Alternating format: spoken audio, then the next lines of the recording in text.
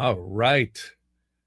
Happy Sunday, Equinox and new moon that's coming in here. Wow, this is a very, very, very powerful time. I've been looking at this and going, this mirrors the reality that I'm seeing in the world right now. You see the polarization, the intensity all over the world, including what's going on here in the United States today as we speak.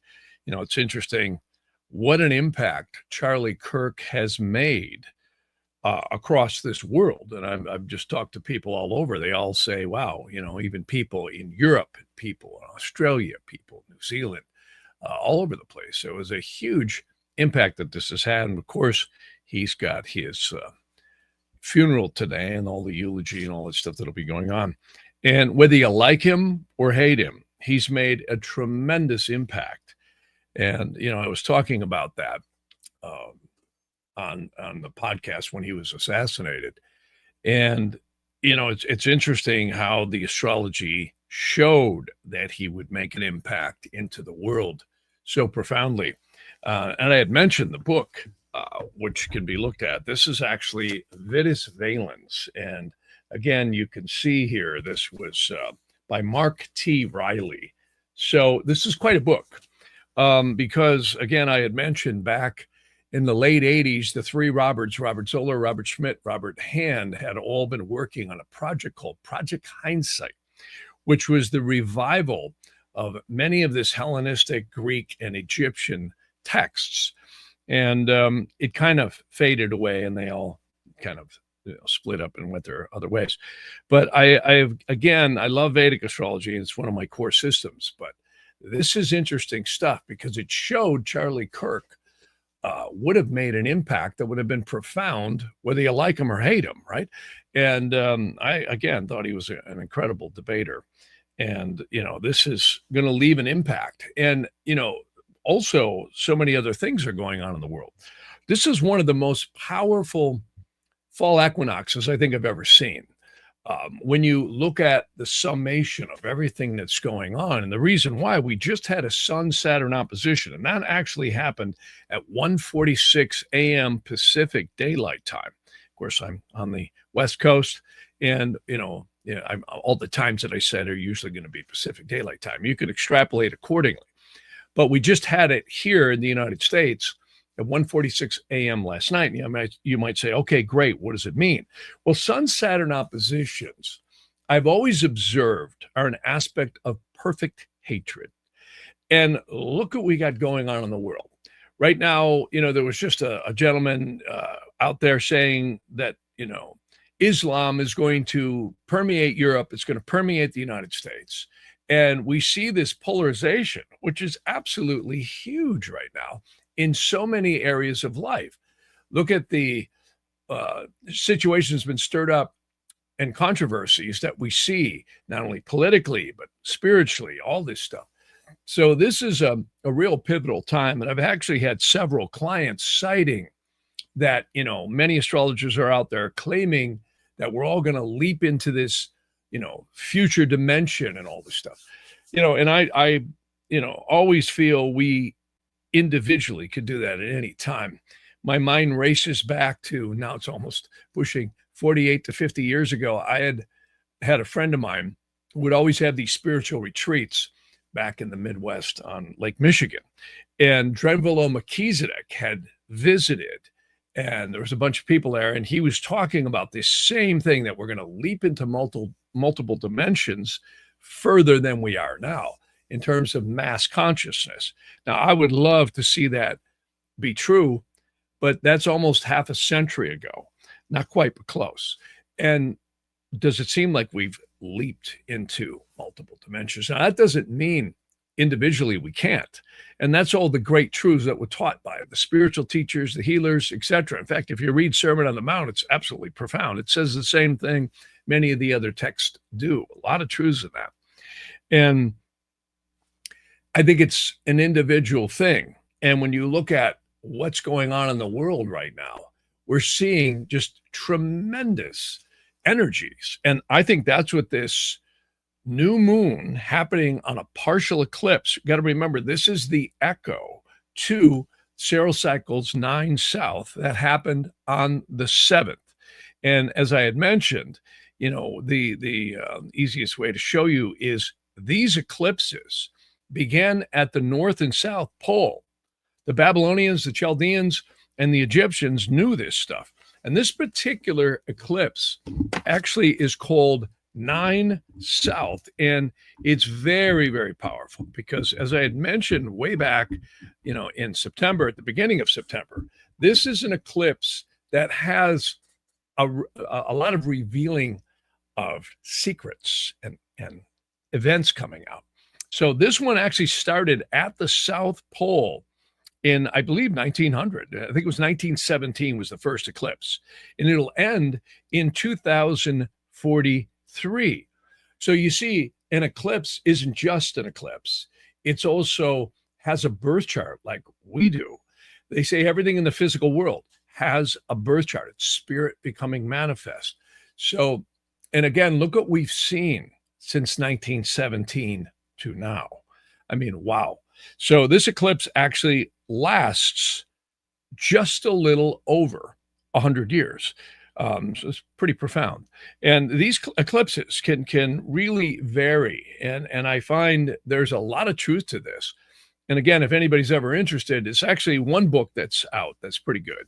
It's called The Eagle and the Lark. It was actually written by Bernadette Brady. You can see this is it right here, The Eagle and the Lark. And I have that on my website.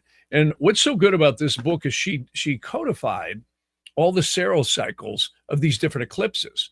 And it's listed out, I think, to 2050. And what I find is it's highly accurate. What modifies this is that this eclipse is happening just after the Sun-Saturn opposition. And that also means the moon, once it separates, is also going to an opposition of the Saturn. So again, the polarization that's going on in the world right now. Look at Putin. And, I really question some of the media that we get because you never know if you can trust anymore what you're really seeing because the news is so curated. It's a very dangerous time. And remember, it's all about your mind, right? So what's going on, and I mentioned this last podcast, is we're seeing things going on with NATO that's very questionable. In fact, there was a Hungarian gentleman who just came out and he was showing how he had written proof. I think I have a clip of this. Let me play that. It's somewhere in here. I may or may not. But anyhow, yeah, I don't think I have it ready to play. But I'll just tell you what it is. He had written proof that George Soros was flooding the borders of Europe with mass immigration. And, this is a very interesting thing. And of course, a lot of people think George Soros and all that and Klaus Schwab were at the top of the pyramid. No, they weren't. Remember, I had mentioned this little book here too. And that's just one book of many. And I'd also mentioned The Great Taking. And this is something, I heard in Vietnam that they just seized like 85,000 bank accounts because the people in Vietnam wouldn't agree to the biometrics. Now there's, back and forth here. They're saying, well, they took the money. Well, no, they just can't access it from what I've heard. But this is where your AI and your digital world is coming and serpentining around us. And just like those eclipses around the world, right? We're creating the very systems and machines that are going to incarcerate us. And this eclipse and where we're going here on a trajectory is really, again, related to the Uranus going retrograde over the Pleiades, where the world revolts against tyranny, fascism, all this type of stuff. And no matter which side of the fence you're on, it's really going to stir this up. This is a big canoe paddle stirring up the soul cauldron. Remember, I said my opinion is the Earth is the soul cauldron, like a wash machine stuck on spin cycle, right? And the water and the detergent seems to be the egos and everyone's opinions, right? And boy, are we seeing a lot of that right now. So I'm just pointing out that the astrology showing this exceedingly powerful, polarization of energies that are going on right now. Not that isn't always going on, but I think it's much more extroverted right now. And the other thing, and this is the most important thing, is it's happening right next to the fall equinox. And remember, the only reason we have the equinoctial points is that's when the sun, and as we go around, you can see on this little model here that the days and the nights become equal.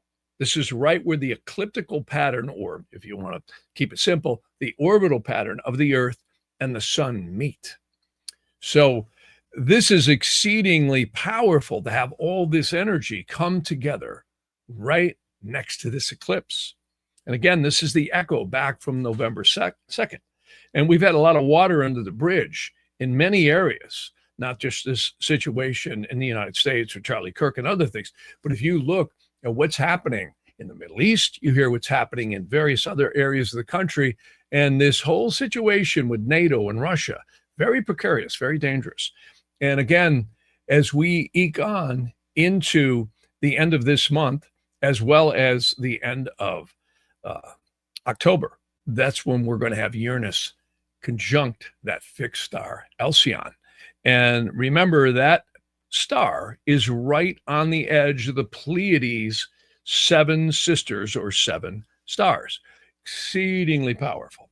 Alcyon was always considered to be the central point at which creation went around in this realm. Anyhow, I'll say that. And again, the astronomers have kind of gotten away from that, but there certainly is huge significance to Alcyon. And it was used as marker points in a lot of ancient civilizations. There's a lot of lore around it. And I think, again, you can't just look at one thing in isolation, meaning the solstice, the equinox, the fall equinox, combined with the new moon happening on the Sun-Saturn opposition. Very, very powerful. This is, again, more, you could say, knots in the rubber band that's getting tighter and tighter. So let's hope it unwinds without a kaboom, right? So, but it's very, very powerful. And, again, this mirrors back to, what I always talk about is it's really important to keep our center of gravity here in our own minds, because the world can be, pulling you like taffy. It's very, very powerful. And I also want to mention something. This is an exceedingly powerful new moon because the fall equinox always is a marker to the echo, to the Passover.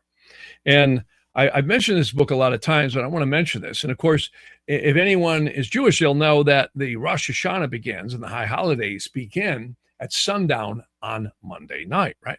And why I mention that is because that goes back to antiquity. There's a book that I've mentioned many times. It's called the Book of Abramelin the Sage. But I would also say, or the Mage that he calls it, the better one is this one. And this is quite an interesting story because it's about a guy who his father was dying and he told him about the sacred holy magic, right? And he said, I don't know if it's true, but he said, I've always, wanted to pursue it. And this will be interesting because a lot of people in different religions might relate to this, particularly even in Christianity is really relatable to that as well. And that is, he said, if you pursue it, it is the greatest treasure a human being can get. And I'm not talking this. So he went on after his father died to seek this out. And if you read this book, it's stunning because there's 2 different versions. There's actually several different versions of the translations. The best one is this one. It's called the Book of Abramelin. It's a little hard to see. I couldn't get the PDF to go full size. But why this book always struck me is, you got this whole magical community, which I don't really subscribe to because I think magic itself is very, you got to be careful with it. I'll say that because I've seen a lot of problems with that whole realm if you don't handle it very, very carefully. And I'm going to be careful what I say here. But the sacred holy magic was you purified the soul in nature. And that's what this book talks about. And interestingly enough, the religions mirror this exactly. And that is the spring equinox. It's the new moon closest to the spring equinox, which the religions mark as Passover, right? And what's fascinating is the next 6 lunations, which is new moons, end to the new moon closest to the fall equinox. Well, that's when, if the soul was purified enough, your guardian angel would appear to you, a very high and pure angel, and it would teach you how to control the evil spirits. Now, that's taboo in most religious circles, right? But isn't this interesting? Even in Christianity, what do we hear? He went into the desert for 40 days, right? The devil tempted him and tried, and then he rejected, and the devil became his slave. That's a simplistic, watered down version of exactly what's in this book. And this was, he was known as the Maharil. And it's interesting, he lived in the city of Worms. And the city of Worms, Germany, Germany is steeped in esoteric lore. It's like Egypt in a way. So all kinds of stories about that. And what's interesting is that's where Luther was tried for heresy. I think someone else was too. But the city of Worms was a city that a Roman pope had literally sent a brigade to the city of Worms and slaughtered every man, woman, and child because they didn't believe Jesus was God, or should I say God. So interesting. I don't want to get into religion and politics here, but the histories behind this are stunning.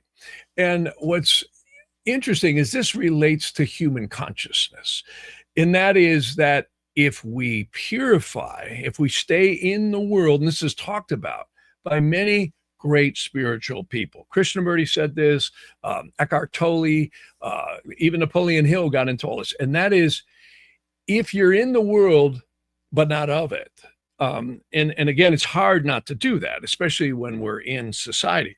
But this book validates, in my opinion, and this is the same thing the Tibetan Lamas had. This is the same thing the yogis in India and many, many other cultures, where they would go out into the wilderness or separate from all the egos and the anger and the opinions, which we're inundated with right now in political and media, inundation. I mean, you can't turn on, everybody's on an iPhone. Everybody's got an opinion. Everybody's putting out this, putting out that. But they said if you purified the auric field, which is the thought form elementals, or you could say your thought processes, into divinity and creation, you would literally allow an angel to come to you. And this is really profound because this book actually gets into how each successive month you purify more. And it's also interesting that it cites many of the exact things the Bible says. It's right out of the Bible about, frankincense and myrrh and all these different things. And then at the end of the 6 lunations, he actually advocates 18. You start for a full year, because sometimes it takes that much to hose off the aura. We got so many barnacles on us from all what we believe, right? And what's so profound about this is that he said out of 10,000 people, you'd be lucky if one had their auric field clean enough to actually allow that to happen. And this gets into karmas, this gets into beliefs, this gets into all this concretized stuff that we have, that we've collected in our lower conscious mind. I always say, I get a little queasy when I hear, well, I believe, well, there's nothing wrong with that. And we all have freedom of speech, and we all have freedom, right? But it's always good to stay in a common sense center point, if you can, to objectivity. And the world is full of opinions and ideas and things that always we're dealing with, right? So this book is quite fascinating. And again, I always mention one of my favorite books. And this also talks about that. And of course, that is the Magus of Strovolos. He talks about this same thing, your conscious mind, right? Your thought form elementals that you emit out of the third eye chakra. And boy, do we. And again, Dr. Emoto is the one who proved that. So why am I going to this when we're talking about an eclipse and an equinox? Because you see the energy And astrology really seems to work in the lower mundane conscious world. And it's almost unavoidable when you're engaged in this lower world. I get to have so many interesting conversations with people who've gone through some really traumatic and intense things in their families or in their work. And you see not only, I don't want to call it political, but you see the egoic push and pull, the taffy, bending that everyone's going through. And this is what the true meaning of the fall equinox is that if you purified the soul, the angelic forces will come to you. And believe me, out of every human I've ever met, and I've met a lot of good ones, nobody's going to have that kind of knowledge and clarity that an angelic true being would have. And this is really profound stuff. And again, if anybody's interested, there's a couple more books that I've mentioned a lot, and it's called Esoteric Practices. This was actually written by the Magus of Strovolos, and he actually has exercises to train the conscious mind in its powers of focus and also its cleansing of elementals. Now, a psychiatrist is going to say you have habit patterns, or you have things plaguing you, or you have emotional severities that are causing something. The ancients would say they're thought form elementals, and they're one and the same thing. And, we don't think like that in modern society because we're always thinking about, our opinions. So-and-so did this to me, or so-and-so hurt me, or they did this, and we're emotional beings having a physical experience, or spiritual beings having a physical experience. These books actually talk about how to potentially unravel that stuff. We can all relate that we've probably had somebody or something or some relationship or a parent or a sibling or whatever, someone in our lives who did something traumatic to us. If you don't have that, well, you probably were living in a closet or something. but we all had that, right? And it's safe to say that we're all going to get, the punching bag of life. Well, what's interesting is reading these particular texts. They arm you with a different viewpoint to your reactions to what happened. Again, in martial arts, this is the first thing they teach you: reaction.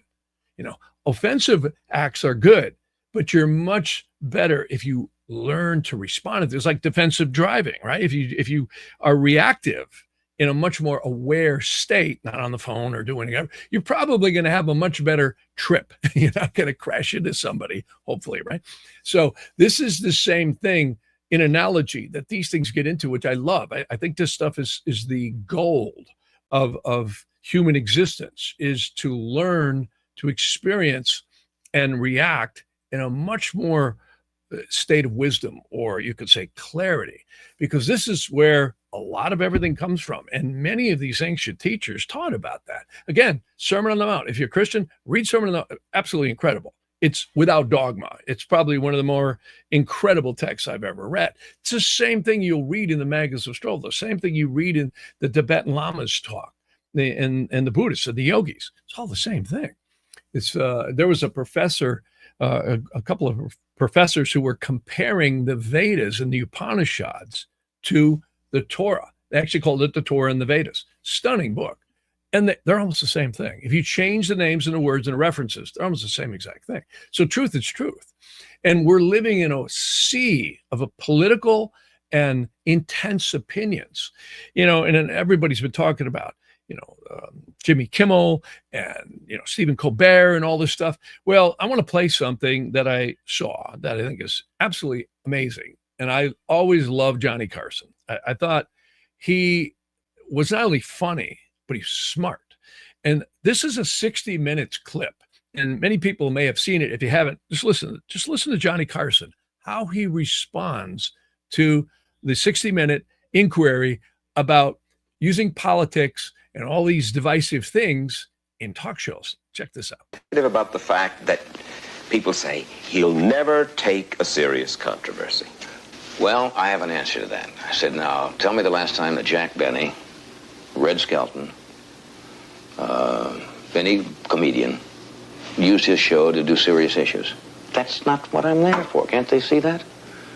But you're not... Why do they think that just because you have a Tonight Show that you must deal in serious issues? That's a danger. It's a real danger. Once you start that, you start to get that self-important feeling that what you say has great import. And you know, strangely enough, you could use that show as a forum. You could sway people, and I don't think you should as an entertainer. So I thought, wow, you know, what he said near the end is the most important thing. He says you could use that show as a forum. You could sway people. Anybody notice anything over the last, decade? I mean, wow. We don't have news anymore. We have propaganda.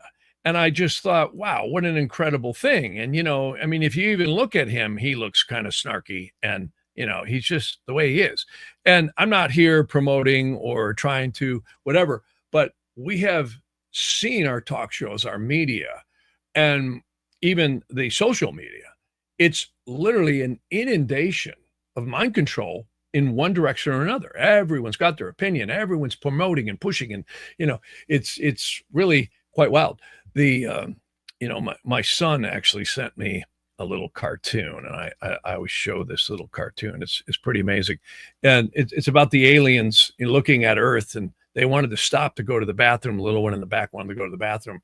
And the mom says, no, let's go to the next planet, because this one, I've read the reviews, it's really bad. The Earth is a place where it sure seems that freedom of expression and opinion and egoic, independence is really huge. And what's interesting about astrology is it shows when these crescendos happen. We're at a crescendo point right now. We really are. And again, I'm not just emphasizing the Uranus continuously, but it is the big stir pot. I find the outer planets really have an impact on societal changes, and also the Saturn-Jupiter conjunctions, exceedingly powerful. So we're in, you can call it contraction or expansion, whichever viewpoint you want to look at it, of change, massive change. And this fall equinox, combined with this eclipse completing, as well as the Sun-Saturn opposition, is going to polarize, in my opinion, things even more. And as Uranus clocks towards that conjunction of Alcyon and again sweeps back into the Pleiades, stations, comes back out and finishes next spring. So that's the big 100,000 foot view down. And boy, are we going to see some changes, and welcome that. Life is a roller coaster ride. We go up and we go down, and we ebb and we flow, and it's cycles. But somewhere in the middle, there's us, right? It's our reaction. I remember when I was a kid, I saw gas masks and these pointed helmets. And I said to my grandpa, I said, what is this stuff? He said, well, he said, I was drafted in World War I. And I thought, I was thinking about that. I missed Vietnam lottery by about 3 years. And if I had been born 6 years early, I would have been drafted, right? So, and I had uncles and various people who were in the Vietnam War. And, I've had a lot of family members who've been in wars in the past. I have a great grandfather who fought in Civil War and for the Union. So pretty wild stuff when you hear this hand-me-down stories of this stuff. I mean, think about that. You get a letter in the mail. Hey, you're going to war, right? Drop whatever you're doing because your life's changed. And he said he was very worried. And he ended up he went through basic training, everything, got his gas mask, was ready to go, right? With the bayonets and the rifles. But he didn't end up going because the war completed right as he was ready to deploy for Europe. So again, we see this is where the world ends up, with this polarization of opinions. And I also think it's a demonic thing that is fueled behind the scenes with the money and the push. And, there's no, watch Nicolas Cage, the movie called Lord of War. It's an excellent movie because it's really eye-opening when you see that there's just so much money made. There's so much money moving around. And it's exceeding. I think it was Rothschild said, he says, I make more in one day of war than I do in a year of peace. And that's probably true. And they say the biggest arms deal in the world is the U.S. presidents, because they're always selling arms, right? Arms deals, right? It's all you hear about, everybody's buying something to defend themselves. And if you didn't have the military and war, everybody would probably end up overrunning each other. So it, again, is the perpetuation of the egoic center of humanity, which relates to the fall equinox. And how many people ever even hear about this? I mean, to just read the book of Abramelin is refreshing to me, because you go, wow, if this is true, humanity does have an escape hatch. And, we look at karma, you look at Vedic astrology, which is elegant, showing the karmic attachments that are on the soul. Why did I get this parent? Why did this parent do this to me? Why did that happen? Why did this happen? We're all asking these questions. Or why did this happen? Or that happen? And, we see these sometimes really intense injustices. It's like, I think that's why Charlie Chaplin was such a hit with his movie, The Tramp, because the little baby, remember, the mom got pregnant, put the baby on the curb, he picks it up, right? Doesn't know what to do. It tries to give it away. And then he ends up with the child, raising the child. They get a bond, and then he ends up, it's just a little boy now, right? And then the state comes in and tries to take him away, and he's chasing him, taking the baby back. And then the mother at the end decides, oh my God, that's my little boy, So we're all kind of stupid humans programmed by society. But if we wake up sometimes, and that's what I always try to do with readings is, I never tell anybody what to do, and I'm never gonna. But my job is just to throw a little light in the dark corners so you can see what you might not see, looking from the program's perspective of society. I do that to myself too. I always catch myself. It's like, whoa, I never looked at life that way. And it's profound to read some of these texts. Again, I love esoteric teachings and esoteric practices. By the way, this is the other book the Magus of Strovolos wrote. These are two books. You can see it says here, Dr. Stylianos Sateshlis. By the way, if you go to his website, which is stoaseries.com, it's closed. Daskalos passed away in 2001, long time ago, 24 years ago. But he left us these books. And again, what I like about these books, for anybody of any religious denomination, he was very much into Christianity, but he was very much into all the truths and all the religions.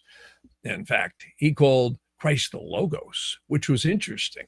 And he also honored so many other things in other principles of religions, because he was really more focused on consciousness rather than just a religious dogmatic approach to what these people taught. You see, and that's the problem. Sometimes it gets political and dogmatic, even in the religions. And we see this, right, all the time. And this is why there's been such a polarization and division in religions. We see all these different sects pop up in all of the religions, right? And I always find there's a lot of truths in them.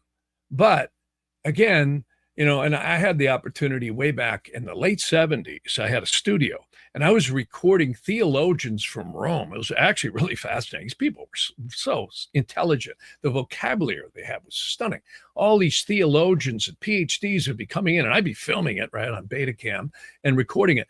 And I got to listen to all these things, which were all these, canons and espousings of religious debate.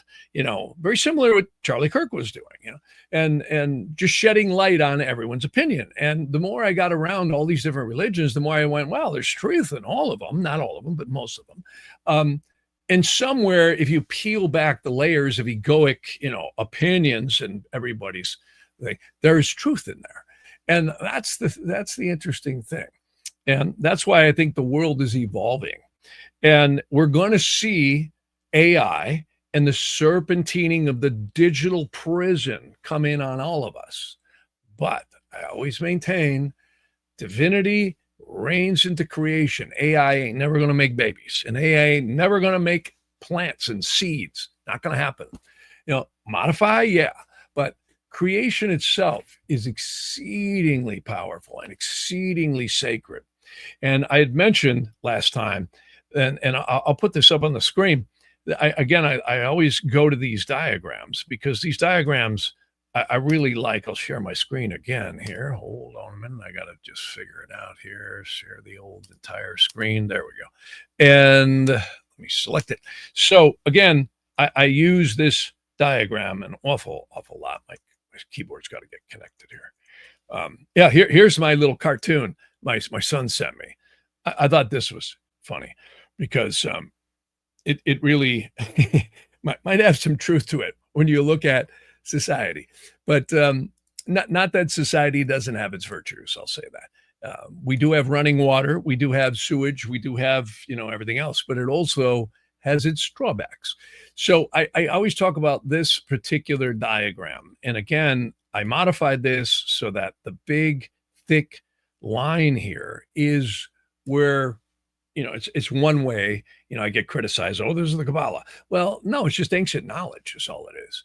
And it's a great way to show things. And each of these little trees of life, there's one in each one of the worlds. Well, they say the material worlds of time and space in the multiverses start beneath this. And they say that the lower consciousness that we're all thinking with, which is our lower conscious mind, actually has to keep reincarnating until it purifies and moves through each one of these little circles known as spiritual containment vessels called sephirotes.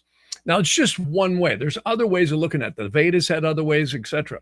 And I'm not saying this is the only way, but I like it because it's visual. I can do a podcast and actually point to something, and it gives us an aha relatability. So that's the reason I use these diagrams, and I think they're really good. So we are in the worlds of time and space, and boy, are we. And we're also in the worlds of egoic opinions. And they say in the Sharia Gilgam, which I think is a really excellent text, that we will potentially ascend faster when we become more consciously aware. Now, this is interesting. People say to me, well, I thought you were an astrologer. Well, I love astrology because astrology is the science of time and space in the interaction with the soul and its egoic physical manifestation. So that's a whole nother world. When you think about it, we ain't our astrologer. Oh, you're a Pisces, you're an Aries. No, you're not. You're a soul having a physical experience in this time-space continuum we call Earth, which is the reality structures that we're in. And interestingly enough, the fall equinox proves that literally this place is on cycles of time.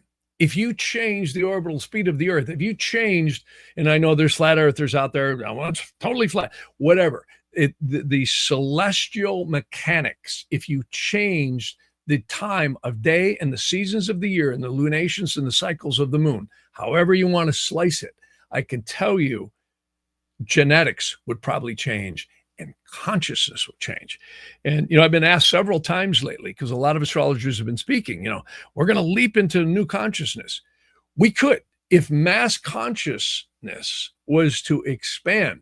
I think that could cause the axis tip everyone's talking about, or the celestial mechanics to change.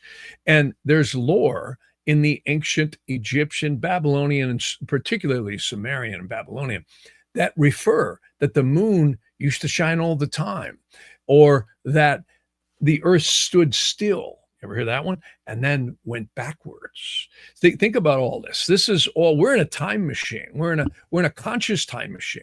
And the lower conscious mind, which, in the Sharia Gilgam, to use that model, is known as the nefesh, or what I like to call the present personality. That's the same phrase Daskalos used in the Magus of Astrologos. He called your mind your present personality.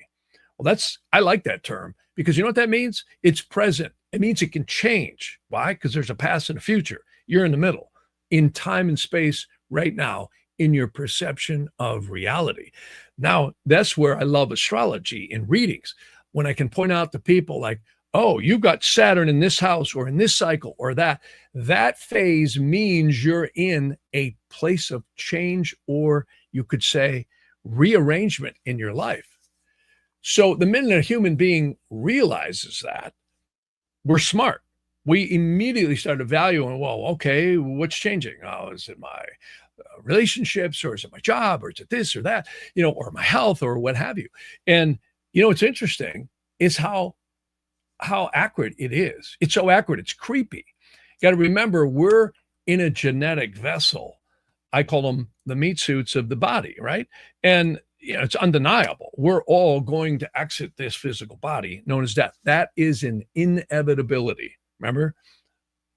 Agent Smith said that in The Matrix. He was right. It's an inevitability. So what the heck are we doing here? And again, we look at this incredibly dynamic polarization going on.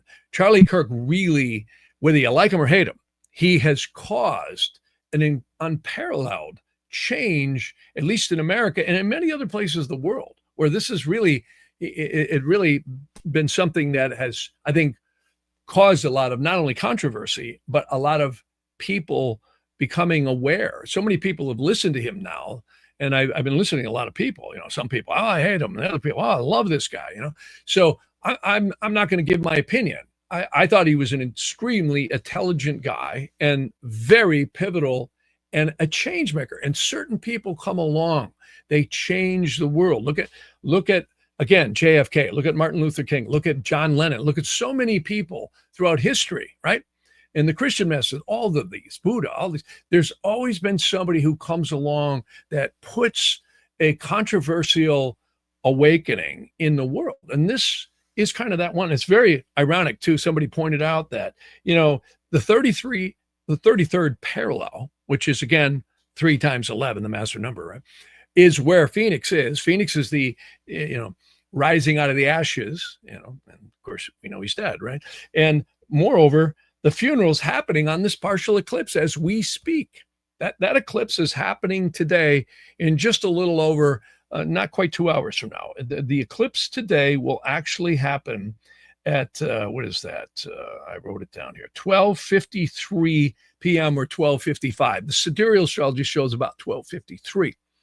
And it's interesting, this is happening in a lunar mansion, which is Euflegre, and it's at 4 degrees Virgo, 54 minutes in the third pada of that lunar mansion, which is very, very powerful. And there's so many great secrets to the lunar mansions. They're eerie. It is, again, the whole matrix of time and space. And that's that serpent in the what we call Kala Chakra Dasha, one of the most profound types of Vedic astrology I've ever experienced. Amazing. I see it all the time. I do readings, and the first thing I look at now is the Kala Chakra Dasha. Oh, you're in a lion's leap. You're in a horse step. You're going forward, backwards, or erasing or going into a new karmic realm. And again, if you just look at astrology as astrology, I think you're going to miss the boat. That's why I loved Vedic astrology, because it's really summarizing the journey of the soul in time and space. So now you put astrology in its proper perspective. It is the canoe paddle stirring the soul cauldron for you, for me, and for everyone else, and the world at large. And again, if you look at what's happening right now in the world, with all the, sum total of astrology, nothing happens in a vacuum. This is why it's so hard for astrologers to fully make the call. That's why I love interrogation astrology, because you can cast charts and see a probable outcome based on an interrogation or conscious inquiry, which is just a question, right? You keep it simple. And again, it proves the universe is an interactive universe. So when we exit this body, time stops in a genetic sense, but not for the soul and not for the spirit either. And it's very interesting how, if you read Daskalos's work, the Magus of Strovolos, he talks about he would go into astral dimension. There's nothing like the Magus of Strovolos. It's one of my most favorite books to recommend. And a lot of people have told me, wow, I got it. It's amazing. And what's so interesting, again, I'll put that back on the screen, is he said he would go into what he calls psychonoetic dimensions. And he said their consciousness, meaning the person deceased, had a consciousness kind of like smoke rising up from a fire of tires or something. You've ever seen like a garbage dump on fire and the tires were burning? It's just black smoke rising up into the clear sky. And he said he'd descend down into that. And often he would see the person had created this same scenario in the astral worlds as they did when they were alive. This is why ghosts haunt places, is because they are very attached to the material world. But that's very binding to the consciousness. If you remember Ghost, remember Patrick Swayze? He had the opportunity to leave when that, heavenly light showed up, right when he was killed. But then he looked back and saw Molly holding him, and he stayed, right? And of course, he solved his murder, right? Remember the great movie. If you haven't seen Ghost, go watch Ghost. And anyways, a lot of truths in that movie. And then at the end, when he completed his worldly kind of completion and everything was resolved and Carl died, remember the window fell on him, then he went off into the light. And he told Molly, he says, you can't believe how much love there is and how much light. So this is interesting because it goes right full circle back to this consciousness. How aware are we and locked into what we believe? And there's nothing wrong with belief. I mean, you got to believe something, right? If you didn't believe there was gravity, you'd be afraid to walk, right? So, there's nothing wrong with belief. What I'm saying is question the things that haunt us, the things that make us polarize and go into all this hatred and all this insanity. This is where all the wars start. And they go from the playground to missiles. And we're seeing it right now. And of course, the bankers love it because they make money, right? So it's just food for thought. And why I bring this up is because the fall equinox is a profound time to take the garbage in your head out to the street and, sort through it at least and see what you want to keep and you don't. It's a very cleansing time. And you can feel the energy shift at the fall equinox. A lot of people, by the way, would, in the ancient cultures, do cleansings. They do parasite cleansing, or they would do fasting, or they would do many different things to cleanse and purify the body on the equinoxes and solstice points. Because this is not only when the seasons change, but it's when the sun and the earth join in the ecliptic pattern. And energetically, it's huge. This is why all your ancient cultures would have alignments to these monoliths, Chaco Canyon. There's places in India. Stonehenge is believed to line up to certain things. The pyramids would line up to certain fixed stars. They were very aware that the world and the souls on it were, whether they were aware of it or not, were receiving very powerful energies. So it's really, really amazing stuff. So I love somebody here throughout here says, I'm all number 6 master of carbon. That's right. We're all carbon based, right? So if you watch enough sci-fi movies, that's what they talk about, especially Star Wars. I always like that stuff. Anyways, so yeah, somebody's mentioning here, Trump could be the bloodline of the Canaanite. Trying to figure it all out, you can almost go crazy. And, we definitely, I've heard so many things from so many people. And like I say, I sometimes get really interesting clients who are involved with either, national security things or military, or they're involved with AI and advanced things. And a lot of them can't talk. I've even had people involved with underground bases. And I'm like, wow, and you hear spatterings that they can only say so much of what's going on this planet. It's mind blowing. And I always loved C.S. Lewis, where, science was so involved in measuring and categorizing and doing everything, which is good. We've gotten a lot from science. I actually like science. But he looked at the scientist who was examining exactly when the water would boil. And he said, I just wanted a cup of tea. So, it's really interesting how many viewpoints you could take into creation and reality. There's no reality really. It's kind of like there's no real dark side of the moon, really. It's a matter of fact, it's all dark, right? But it's all a matter of perception. It's all a matter of our individual focus and perception, which is, again, an elegant topic. I love this book. It's called Esoteric practices. It's actually the companion volume of Esoteric Teachings. And what's so elegant about it is he has many exercises in there to sharpen your ability to examine things, places, and people, and then be able to visualize that. See, so this is sharpening the mind's innate ability to create very pure thought form elementals that you control. And when they're done in a divine way, like Dr. Emoto proved, sacred thoughts have sacred geometry, sacred shapes. The Tibetan lamas used to take their disciples into the mountains, and they would build these sandcastles and learn great different lessons of concentration. And they would actually create elementals around them, which is really just building up certain elementals. And you can do this for good or ill. I suggest good.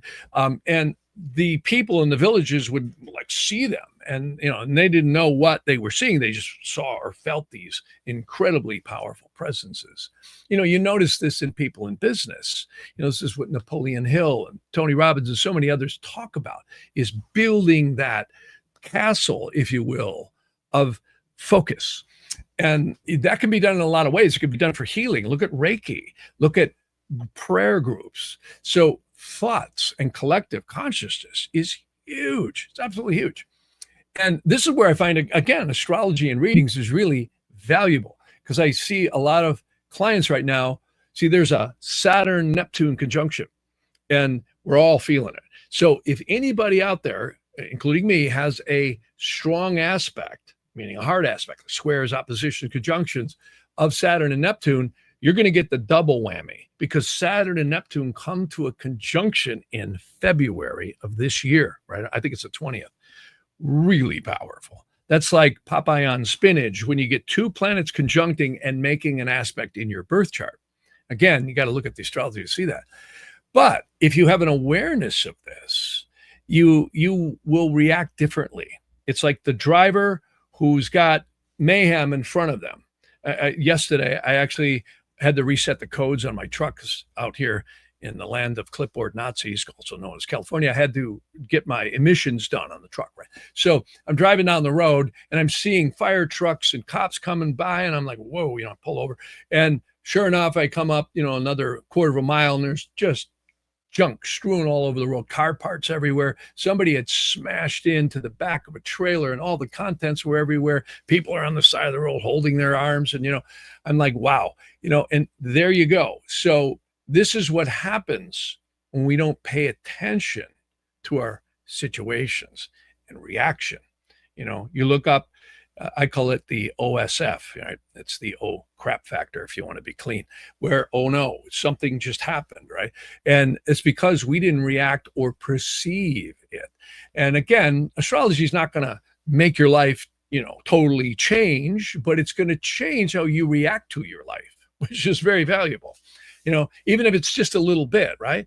You sometimes, if you just miss a car by just a little bit, you don't have an accident, you see? So that's the way I like to look at it. If we can alter an outcome in a more favorable way by our proper reaction, makes a big difference.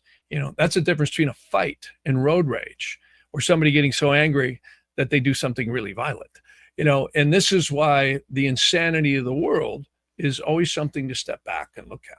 So anyways, it's so many people are making some great comments. So yeah, a lot of people don't like Tony Robbins. A lot of people do. I'm not here promoting him or anyone else. I'm just saying all these self-helpers definitely are calling attention to your mind.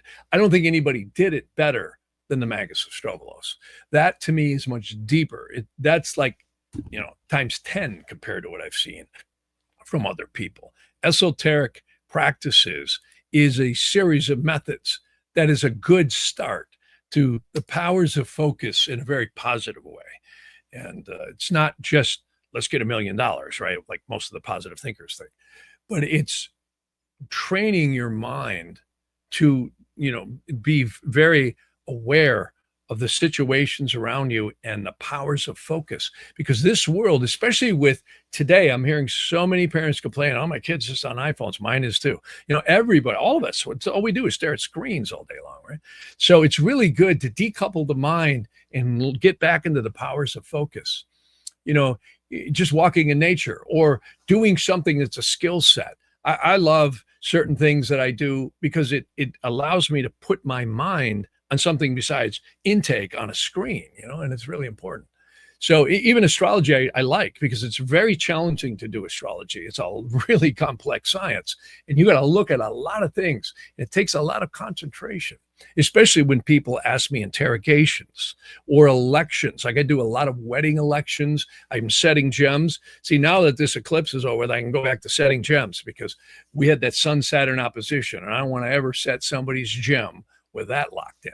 So, it's very, very interesting how, all this stuff is very relatable.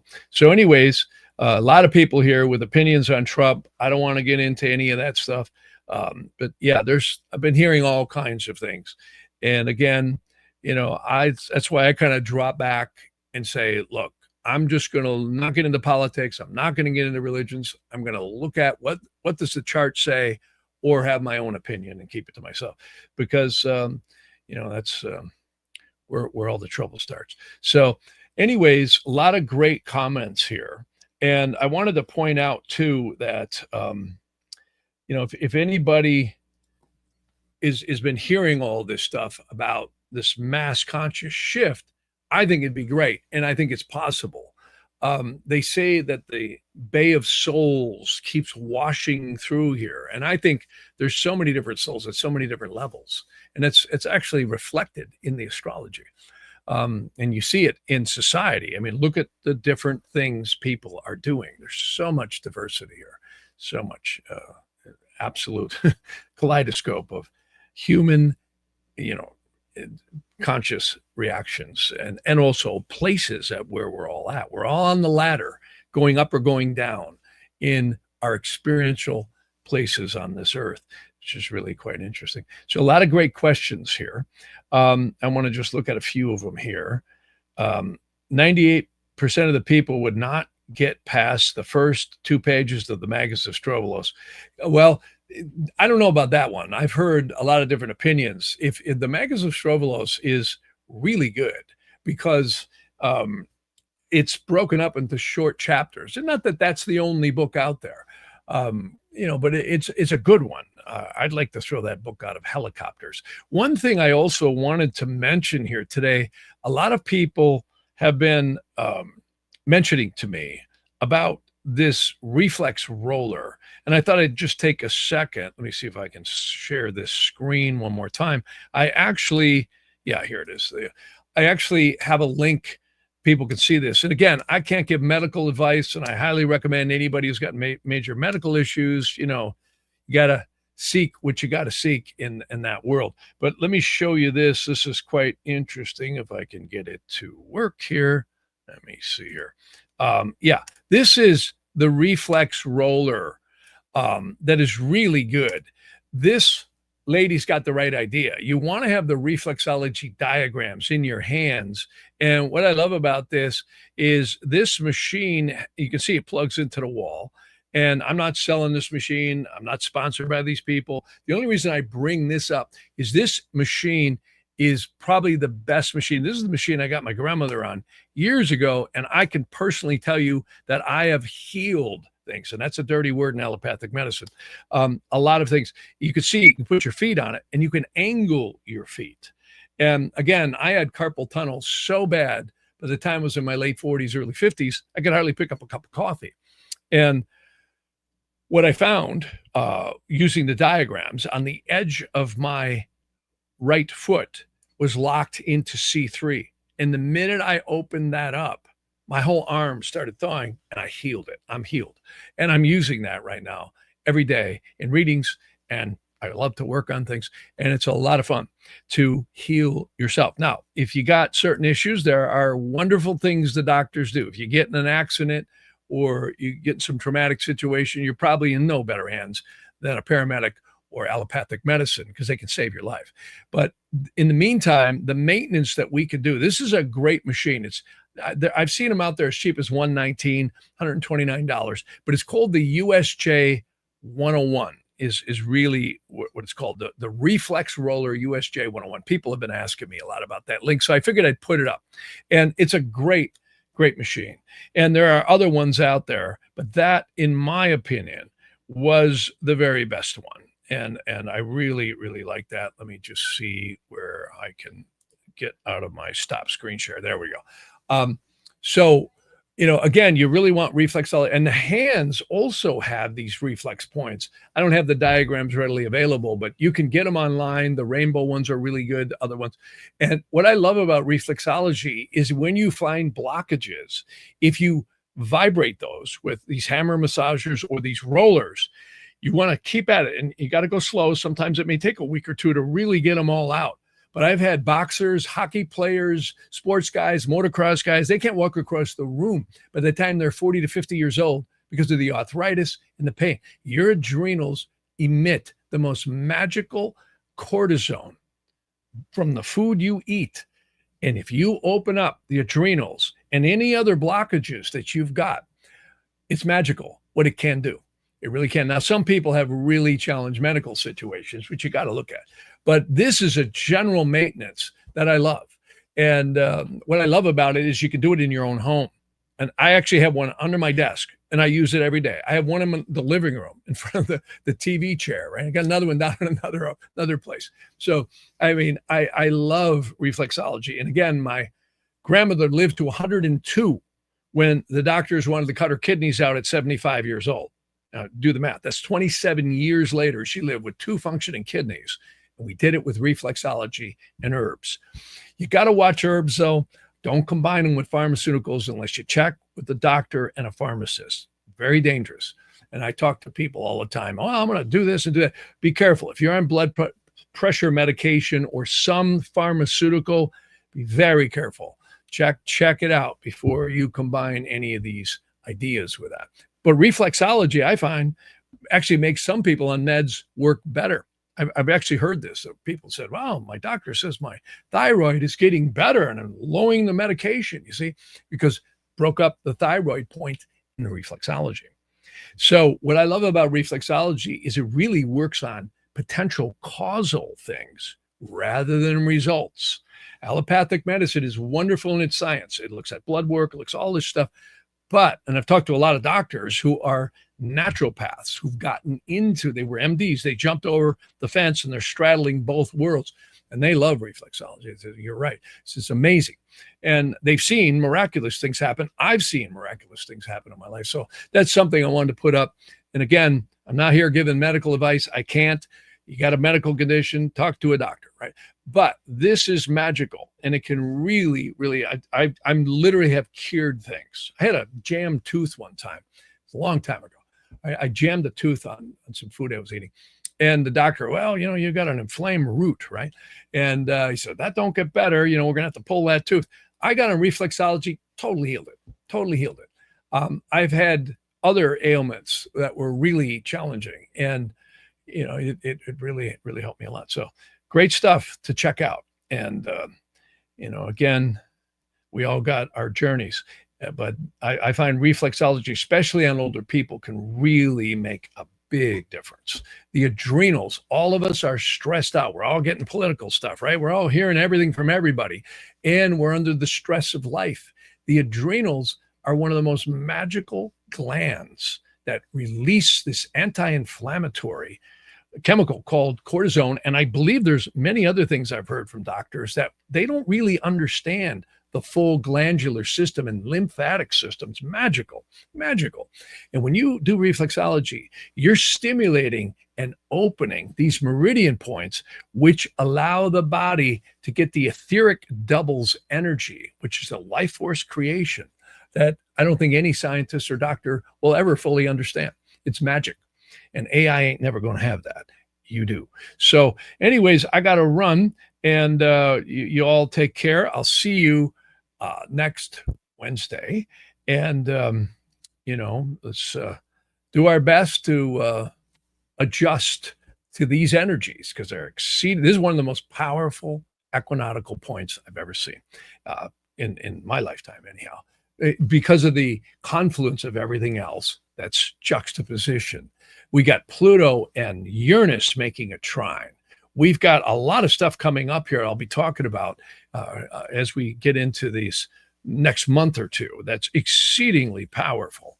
It's a very profound time. And I think it could bring some huge conscious shifts to anyone who's open to receive it. It's really, really powerful. So you all take care, and I'll see you next week.